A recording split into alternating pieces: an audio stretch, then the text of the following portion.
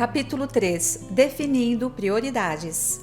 Administrar o tempo é uma questão de saber definir prioridades, dentre as várias coisas que precisamos e desejamos fazer. Muitas vezes, priorizamos o que estamos habituados, mesmo não sendo tão importante e urgente, e o que realmente deve ser priorizado acaba deixando de ser feito ou é adiado inúmeras vezes, por medo, preguiça, autossabotagem, dentre outros motivos. Sabe qual a diferença daquele que tem tempo sobrando, mas não conquista nada, e daquele que tem o tempo super apertado e ainda consegue inovar e ser criativo, buscando suas realizações pessoais? A resposta está na boa administração do seu tempo. Um excelente exemplo sobre uma boa administração do tempo e de pessoas que souberam aproveitar as oportunidades, eu pude perceber na pandemia do coronavírus. Foram em média 5 meses de isolamento social, onde muitas pessoas perderam emprego, não puderam continuar com suas empresas e outras tiveram seus estudos oficialmente interrompidos na faculdade, por exemplo. Diante dessa realidade, vi pessoas se lamentarem e ficarem em casa fazendo nada em todo esse tempo, mas também vi pessoas abandonando a zona de conforto para investir mais e melhor no seu alvo pessoal, intelectual e profissional, aproveitando a quarentena para ampliar seu conhecimento e inovar com atividades autônomas que deram muito certo. Eu posso dizer que já experienciei as duas situações. Por longos tempos, o cansaço, trabalho versus casas era tão grande que eu não conseguia estudar nem inovar em prol da busca pelos meus sonhos. Mas, quando me dava conta de que, se eu não criasse um tempo para isso, eu nunca sairia do lugar, então, mesmo com dificuldade, eu tentava otimizar o meu tempo, por exemplo, nas próprias viagens para o trabalho e nos finais de semana, estudando, lendo, assistindo a vídeos de acordo com os assuntos que eu estava me dedicando, fazendo cursos e assim, aos poucos, ia conquistando o meu espaço. A vontade de fazer nada foi grande e sempre será para qualquer pessoa, principalmente quando estamos em uma rotina diária muito pesada. Mas, se não semearmos nada de novo, também não colheremos nada de novo. Isso é uma verdade que precisa ser nosso gatilho motivacional para galgarmos nossos objetivos de vida. Não é fácil, mas o mínimo de esforço é necessário. Mas buscai primeiro o reino de Deus e a sua justiça, e todas essas coisas vos serão acrescentadas. Mateus 6,33. Observe que Mateus 6,33 nos diz: busque em primeiro lugar o reino de Deus. E não está escrito: busque apenas o reino de Deus. Sendo assim, podemos e devemos fazer outras coisas em nosso meio secular, como trabalhar, estudar, passear, contudo, com ordem e decência, e tendo o Senhor e seu reino como primazia. A palavra de Deus precisa fazer parte da nossa vida em todas as áreas e em todos os relacionamentos. Há muitas formas de nos alimentarmos colocando Deus em prioridade em nossa vida. Lendo a Bíblia, orando, conversando com outras pessoas que têm experiências profundas com Ele, ouvindo músicas que edificam, assistindo a programas, acessando sites que servem como canais de edificação, exercendo seu chamado ministerial, participando de atividades da igreja, passeando com pessoas que tenham objetivos parecidos e outras coisas mais. Se somente nos alimentarmos, por exemplo, em dias de culto, 1 ou 2 vezes por semana, nosso corpo espiritual ficará fraco e abatido nos demais dias, como se fosse um carro sem combustível. Precisamos de Deus em todo o tempo. Por isso, essa busca tem de ser diária, onde quer que plantemos a planta dos nossos pés. Deus não procura religiosos, pois estes ele encontra facilmente, mas procura verdadeiros adoradores. Se a palavra nos diz que ele procura, significa que são raros. Quando buscamos a Deus de todo o coração, com humilhação, renúncia e santidade, ele nos ouve, nos abraça, perdoa as nossas falhas e, pela sua infinita misericórdia, supre todas as nossas necessidades. Quando a Bíblia nos fala que Deus supre todas as necessidades, não significa que teremos tudo o que queremos, mas que teremos tudo o que realmente precisamos. E Deus sabe exatamente o que, quanto e quando necessitamos ser supridos. Para não corrermos o risco de termos os desejos do nosso coração fora dos planos de Deus, devemos desejar que nossos sonhos sejam modelados por Ele. Se ouvires atentamente a voz do Senhor, teu Deus, tendo o cuidado de guardar todos os seus mandamentos que hoje te ordeno, o Senhor, teu Deus, te exaltará sobre todas as nações da terra. Deuteronômio 28:1. O Senhor mandará que a bênção esteja contigo nos teus celeiros e em tudo em que puseres a mão, e te abençoará na terra que o Senhor, teu Deus, te dá. Deuteronômio 28:8. Lança o teu pão sobre as águas, porque depois de muitos dias o reencontrarás. Eclesiastes 11:1.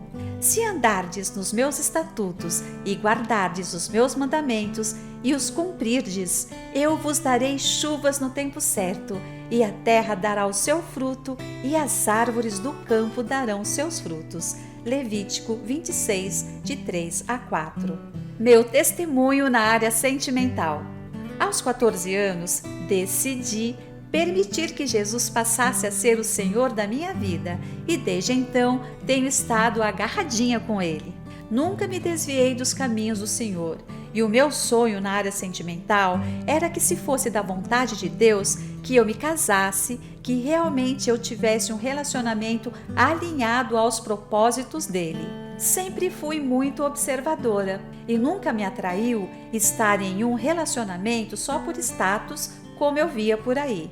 Queria realmente um relacionamento que fosse valioso de forma recíproca, saudável e que ambos andassem na mesma direção em propósitos. Cheguei a ter alguns relacionamentos, bem poucos, mas nenhum deles me fazia sentir que estava de acordo com os propósitos de Deus para minha vida. Algumas vezes a gente até se engana com isso, por estar apaixonada e envolvida com o contexto, e tentamos encontrar respostas para perguntas que não se encaixam. Mas a nossa perseverança em estar no centro da vontade de Deus nos dá a oportunidade de compreender certos ajustes pessoais. Aprendi que, quando cada um tem um estilo de vida, mesmo que ambos sejam cristãos, os propósitos não se alinham. Isso também é um jugo desigual que muitas vezes tira a nossa paz. Nenhum sentimento vale a pena ser colocado como mais importante que a racionalidade.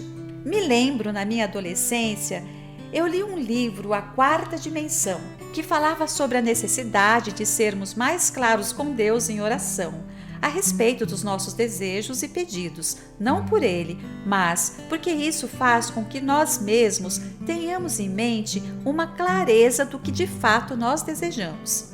A partir dali, fui aprimorando minhas orações e passei a anotar meus alvos de oração, minhas conquistas, sonhos, revelações. Hoje em dia, eu não tenho mais essas anotações, mas as mantive até a conclusão de cada alvo. Os aprendizados foram muitos, não me fazendo melhor do que ninguém, mas, sem dúvida, hoje, estando muito bem casada, percebo que valeu a pena seguir cada parâmetro instruído pelo Senhor e fazer escolhas baseadas nessas direções sobre o que convinha ou não. Em 2014, uma amiga, Priscila Carvalho, me convidou para ir com ela visitar uma igreja.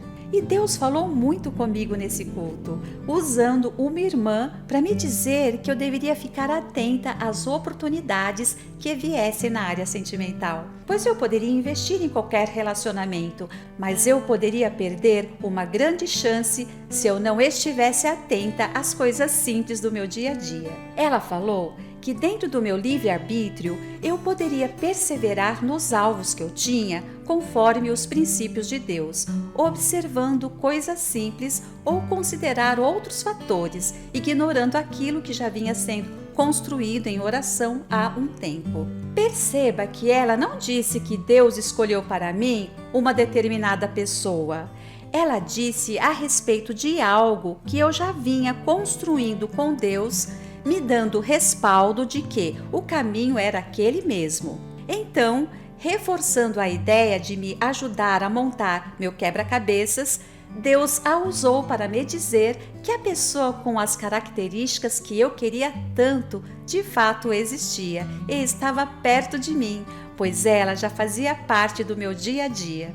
Porém, eu não estava me atentando por ser muito simples. Me lembro bem dela frisar isso, que eu estava deixando passar a oportunidade por causa da simplicidade dele e por motivos bobos, preconceituosos, por crenças de defesa da minha parte. Sabe quando a gente quer um presente caro, mas como esse presente vem embalado em um papel simples, desmerecemos? É tipo isso. Como eu sabia que ali não era uma profetada, uma adivinhação ou qualquer coisa do tipo? Porque quando Deus usa um profeta, o objetivo é somar com aquilo que ele já vem falando com você de forma direta. E de fato, complementou praticamente concluindo meu quebra-cabeças. Por isso, a importância de termos intimidade com Deus. Nunca ficaremos confusos com as chamadas profecias e circunstâncias de adversidades. Essa moça falou coisas muito íntimas minhas com Deus que eu nem conversava com ninguém. Ela não me conhecia e essa amiga não sabia também desses detalhes. Por falar nisso, guarda essa dica. Tem coisas que precisam ser segredo entre você e Deus. Algum tempo depois, participei de um curso na minha igreja chamado Mulher Única. Deus me curou e me tratou no profundo. Também participava dos cultos normais da minha igreja, de encontro de mulheres, congressos, campanhas de oração, devocionais e orações no meu secreto. Enfim, em todo o tempo Deus falava profundamente em meu coração. Ele já vinha falando comigo, mas quando surgia alguma oportunidade de relacionamento, eu ficava pensando se aquela era a resposta às minhas orações ou se ainda não era o momento. Eu só queria estar onde o Pai estivesse comigo. Me lembro de uma situação em que Deus me revelou em sonho que eu iria a um determinado lugar, bem distante, mas o motorista do ônibus que eu estava errava o caminho e não me levava para onde eu queria. Na outra semana, eu fui com uma amiga à igreja de um rapaz que eu estava interessada, mas foi muito ruim essa ida. Me senti muito mal e até com raiva de ter ido, porque me senti sem paz, desconfortável diante daquela possibilidade que em algum momento achei que faria sentido. Vi que não tinha absolutamente nada a ver. E então, quando me lembrei do sonho, fiquei aliviada, pois não era para mim aquele relacionamento mesmo. Pouco tempo depois, surgiu outra oportunidade, mas também não estava sentindo paz. Permanecia em oração e minha mãe comigo em propósito para que Deus descortinasse minha mente sobre os planos dele. Foi até interessante porque tudo era debaixo de oração. Tentamos o primeiro encontro, teve um temporal, tivemos que cancelar. Em uma segunda tentativa, ele desmarcou porque tinha reunião de líderes na igreja dele.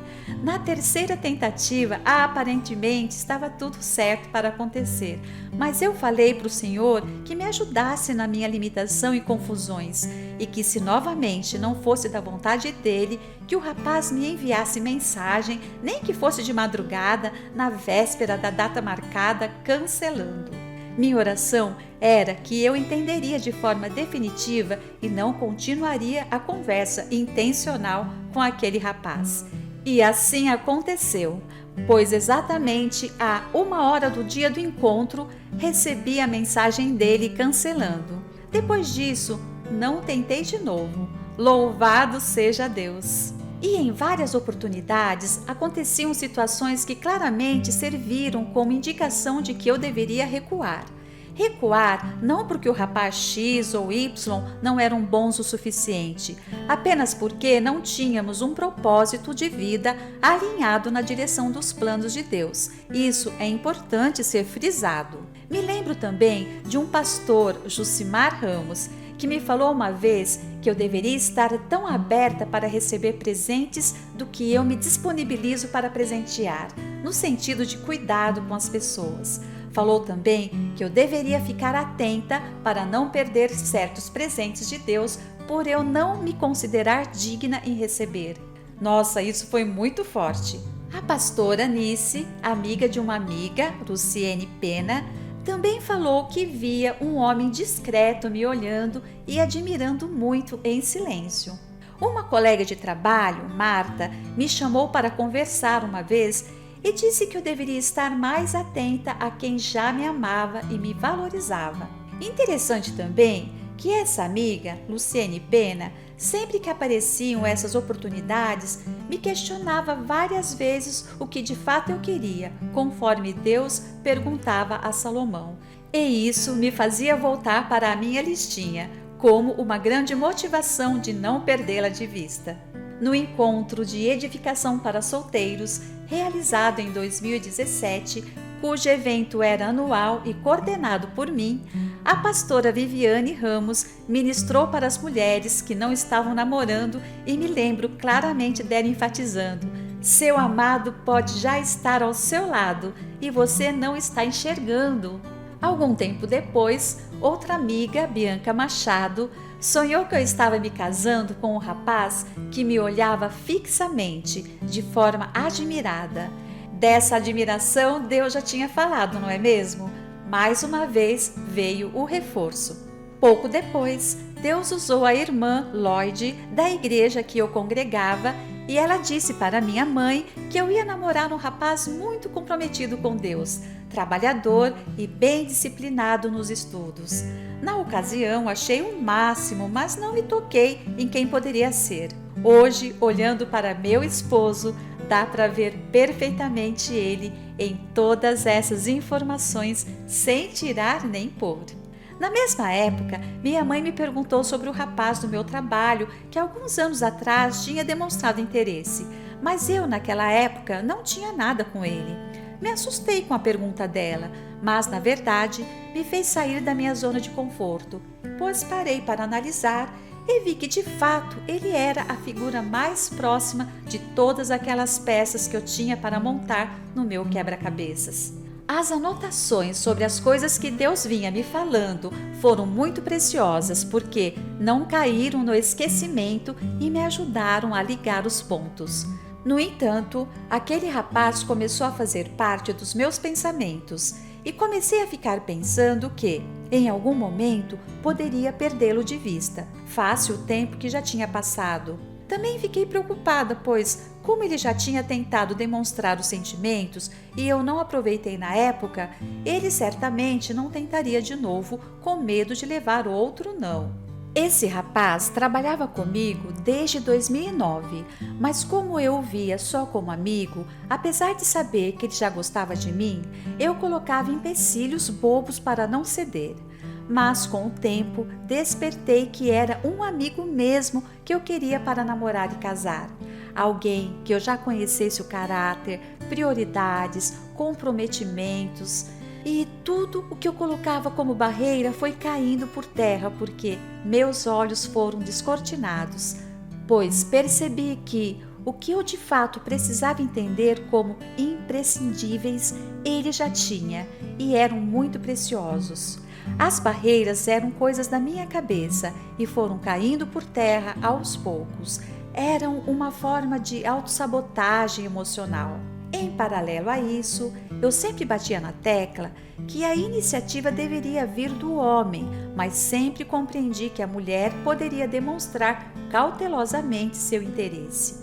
Então, como ele já tinha tentado me namorar uns anos antes e não tinha obtido êxito, minha mãe me aconselhou a demonstrar interesse de alguma forma, pois ele não se arriscaria novamente com medo de se frustrar. Foi quando, para puxar assunto, enviei uma mensagem a ele pedindo desculpas pela época de anos atrás que ele tinha tentado um relacionamento comigo e o frustrei. Nessa conversa, ele se abriu dizendo que ainda tinha sentimento por mim e então surgiu o assunto de tentarmos novamente. Assim, começamos o namoro em 1º de maio de 2018. Com aquela conversa, já consideramos efetivo o início de namoro e 26 dias após, conseguimos nos encontrar pela primeira vez como namorados, visto que ele estava em férias. Morávamos em municípios distantes e ambos estavam com muitos compromissos nos finais de semana. Mas foi excelente porque as pessoas consideram apenas o beijo como start para início de um namoro, e isso não é o mais importante. É importante frisar que, antes de tornarmos público nosso namoro, principalmente nas redes sociais, comunicamos nossas famílias e nossos pastores. Nossos sonhos eram compatíveis e o Senhor nos ajudou a nos encontrarmos e descobrirmos que nossos propósitos se complementavam para a glória dele. E aqui estamos casados, firmados na rocha desde o início do namoro e felizes construindo um lar segundo o coração de Deus. De fato, ele era o rapaz que já estava perto. Morávamos longe, mas estávamos perto trabalhando no mesmo setor de segunda a sexta, com a mesa colada. Sim, é verdade. Nossa mesa em alguns momentos era ao lado, em outros uma de frente para a outra. Lembra do sonho que eu casava em Xerém? Não casei em Xerém, mas ele morava em Magé, região próxima. É ele o admirador em silêncio que sempre fez tudo para me auxiliar e até hoje não mede esforços para cuidar de mim. Ele chegou em um momento muito difícil na minha saúde, mas escolheu permanecer e cuidar de mim. Como é fácil amar um homem que não mede esforços para cuidar da gente, nos amando como Cristo ama a igreja, exatamente da maneira que Deus ordena. Nosso casamento também foi muito abençoado por Deus em todos os sentidos, a começar pela aprovação e apoio da família de ambos, os ajudadores que Ele separou para nos suprir em cada necessidade nos preparativos. Passamos por provações, sim, durante os preparativos do casamento, mas estávamos confiantes no Pai e desejosos da vontade integral de Deus em cada detalhe. Assim, Ele fechou portas, mas abriu outras na medida de nossa necessidade. Nossa cerimônia de casamento foi realizada no dia 7 de março de 2020, uma semana antes do início da quarentena e isolamento social devido à pandemia do coronavírus. Portanto, a data se manteve conforme nossos planos. E por falar em data, lembra das portas fechadas? Pois é! Em nossa primeira tentativa de local para a festa do casamento, a data seria 14 de março de 2020, mas o valor estava muito alto e ficamos com medo de não ser possível cumprir o contrato face às tantas outras coisas necessárias para a montagem da nossa casa. O contrato foi desfeito.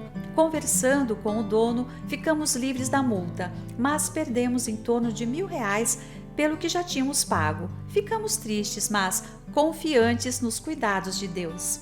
Na verdade, Deus já conhecia o futuro e sabia que, se aquele contrato fosse quitado, não teríamos tido casamento por longos meses, já que dia 14 de março foi o primeiro sábado de proibição de festas por motivo de aglomeração. E mais ainda, antes do final da quarentena, aquela empresa anunciou o encerramento de suas atividades. E tudo correu bem, conforme sonhamos. Meu casamento é uma bênção e temos nos esforçado a cada dia no desenvolvimento de nossos papéis conforme a palavra nos ensina, ajudando um ao outro com paciência e carinho, pois estamos aprendendo tudo juntos. Persevere nas suas escolhas baseadas nos princípios da palavra de Deus, e a colheita será saudável na medida e proporção das sementes que foram lançadas em terra e regadas.